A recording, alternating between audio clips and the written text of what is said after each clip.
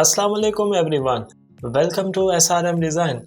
दोस्तों, अगर आप ग्राफिक डिज़ाइनर हैं तो आपको पोस्टर डिज़ाइन करने के लिए अक्सर बैकग्राउंड की ज़रूरत पड़ती होगी।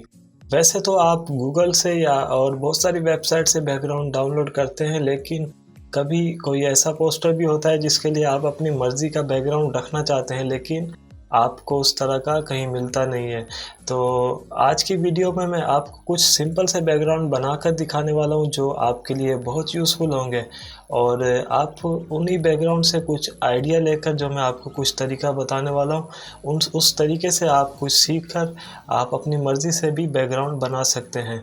तो वीडियो शुरू करने से पहले अगर आपने अभी तक हमारा यूट्यूब चैनल सब्सक्राइब नहीं किया तो प्लीज़ सब्सक्राइब करें, और चलिए स्टार्ट करते हैं।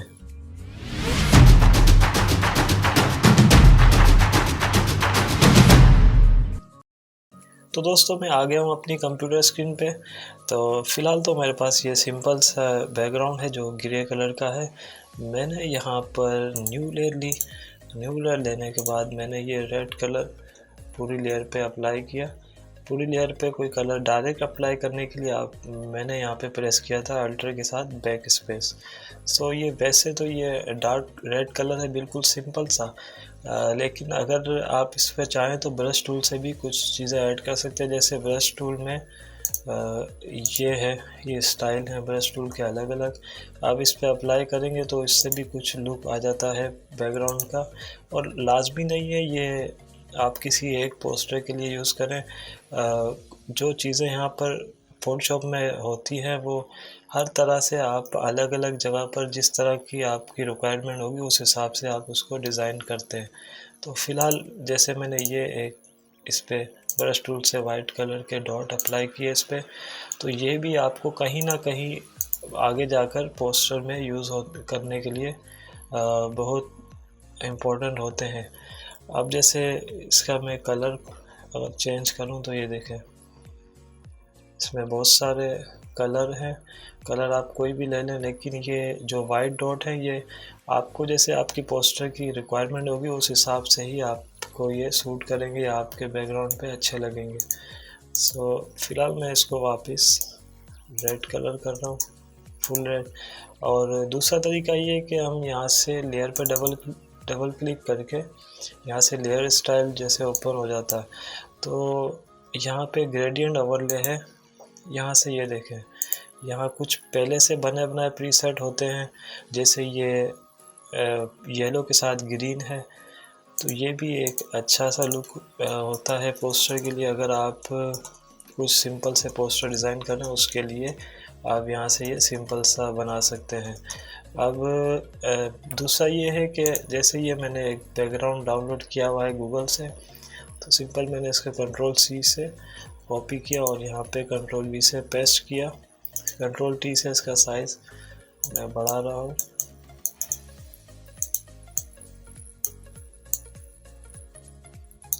जैसे यहाँ पे मैंने इसको अप्लाई किया, इसका कलर तो डार्क ग्रे और ब्लैक मिक्स है, लेकिन अब मैं इसको यहाँ से लेयर स्टाइल चेंज करके इसको अलग कुछ बनाने वाला हूँ। ये देखें,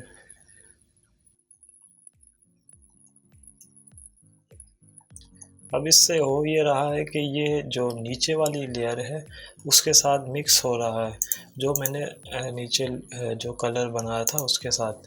तो इससे भी आपको बहुत सारे अलग से डिफरेंट से बैकग्राउंड मिल जाते हैं। ये देखें, अब लेयर स्टाइल आप जो भी रखेंगे उस हिसाब से ये सेट हो जाएगा। दूसरा ये है कि मैंने जो बैकग्राउंड था जो मेरे पास नीचे वाला जो मैंने अभी बनाया वो येलो और ग्रीन था। अब इसका यहाँ से ग्रेडियंट जो ओपन है इसको हटाकर सिंपल सा अगर कलर भी रख देते हैं जैसे ये, तो इस पे भी आप देख सकते हैं एक अच्छा सा लुक बन रहा है। और बाकी ये आपकी मर्ज़ी है, जिस तरह का आप पोस्टर डिज़ाइन कर रहे हैं उस हिसाब से आप जो भी कलर रखना चाहें वो रख सकते हैं। एक तो मैंने अभी ये रखा, और आपने जैसे ब्रश टूल से या लेयर स्टाइल से चेंज करके कोई भी बैकग्राउंड मिक्स करके भी आप बैकग्राउंड बनाते हैं। दूसरा ये है कि आप पेन टूल से बैकग्राउंड पे कुछ शेप्स क्रिएट करके आप पोस्टर को लुक दे सकते हैं। जैसे मैंने यहाँ से पेन टूल लिया और एक सिंपल शेप क्रिएट कर रहा हूँ। जैसे मैंने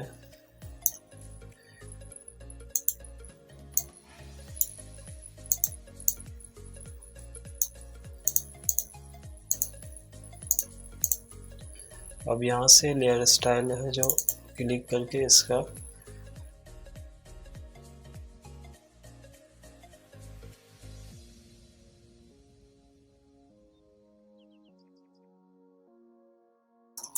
ये देखें, ये इस तरह की शेप आपको अक्सर आपने कहीं ना कहीं पोस्टर वगैरह पर देखी होंगी। शेप से ही पोस्टर का एक लुक चेंज होता है। जहाँ तक आपने अगर आपने पहले कोई पोस्टर वगैरह देखे हैं या डिज़ाइन किए तो आपको मालूम होगा कि शेप भी बैकग्राउंड के लिए बहुत इम्पोर्टेंट होते हैं।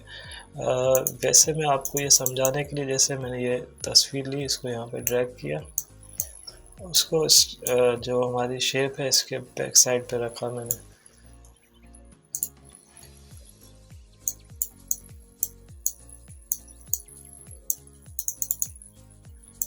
देखें जो बैकग्राउंड है इसका जो कलर है मैं थोड़ा सा चेंज कर रहा हूँ।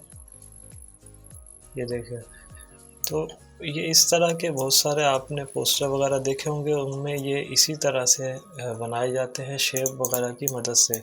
अब यही शेप है, इसको आप कंट्रोल जे से डुप्लीकेट लेयर लेके इसको ऊपर वाली साइड पे अलग स्टाइल में रख सकते हैं। जैसे मैंने इतना हिस्सा रखा तो ये भी इस पर अच्छा लग रहा है। बाकी ये है कि आपके पास जब आप कुछ बना रहे होंगे, आपके पास मैटर वगैरह होता है, तो उस हिसाब से आप कहीं पे भी उसको एडजस्ट कर सकते हैं, कहीं पे भी सेट कर सकते हैं। ये बाकी आपके जो काम है, जो आपके पास ऑर्डर होगा उस पर डिपेंड करता है कि आपको किस तरह का बैकग्राउंड रिक्वायरमेंट है। अब जैसे मैंने इसको हटाया, एक शेप सिंपल सी जो ज़्यादातर आपने देखी होगी यूज़ होती है पोस्टर वगैरह में।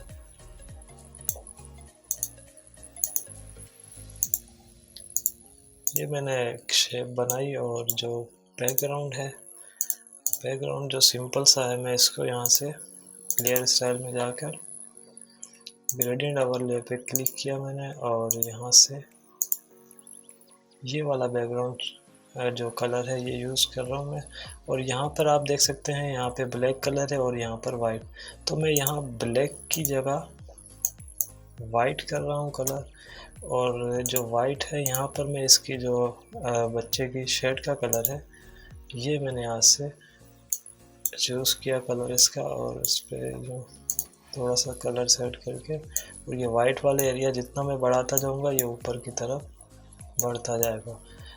तो यहाँ तक सही है, मैंने इसको ओके कर दिया। अब जो शेप है इसका कलर मैं चेंज कर रहा हूँ।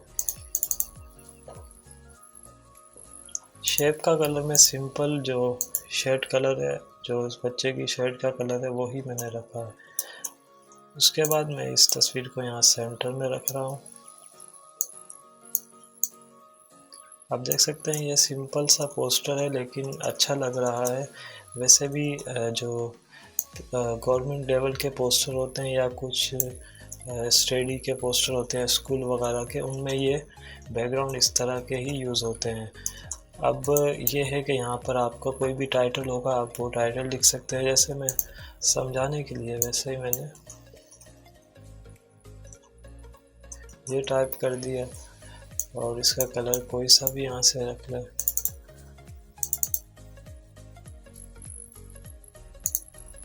इसका कलर ये दे दिया। इसके अलावा आप कोई सा भी ऐड कर सकते हैं।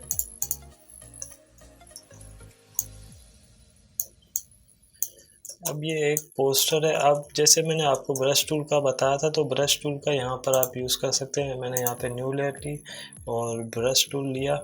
अब जैसे ये डॉट वाला जो स्टाइल था, मैंने यहाँ न्यू लेयर लेकर इस पर क्लिक किया, ये देखें, तो ये इस पर मैंने अप्लाई कर दिया। अब ये जो मैंने अप्लाई किया है डॉट, इसका कलर यहाँ से चेंज करके जो भी रखना चाहें आप रख सकते हैं। तो इसी तरह से ब्रश टूल हो गया, पेन टूल, और इस तरह के बहुत सारे फोटोशॉप में टूल हैं। इनका यूज़ करके आप बहुत सारे अच्छे से बैकग्राउंड क्रिएट कर सकते हैं जिनकी आपको बहुत ज़रूरत होती है। और यही बैकग्राउंड अगर आप गूगल या दूसरी वेबसाइट से डाउनलोड करते हैं आपको बैकग्राउंड तो मिल जाते हैं लेकिन उनकी रेजोल्यूशन वगैरह अच्छी नहीं होती। अगर आप खुद बनाते हैं उससे यही होगा कि आप अपनी मर्ज़ी से हाई रेजोल्यूशन में ये बना सकते हैं बैकग्राउंड। अब जैसे ये शेप है, इसमें आउटलाइन मैं यहाँ से जो लाइट डार्क सा येलो कलर है ये दूंगा तो देखें ये शेप भी कुछ अच्छी लगेगी। तो इसी तरह से जो भी पोस्टर वगैरह होते हैं उनके बैकग्राउंड इसी तरह से बनाए जाते हैं, जो आपने गूगल वगैरह पे देखे होंगे अक्सर, और बहुत सारे पोस्टर में भी लगे हुए देखते होंगे आप अक्सर।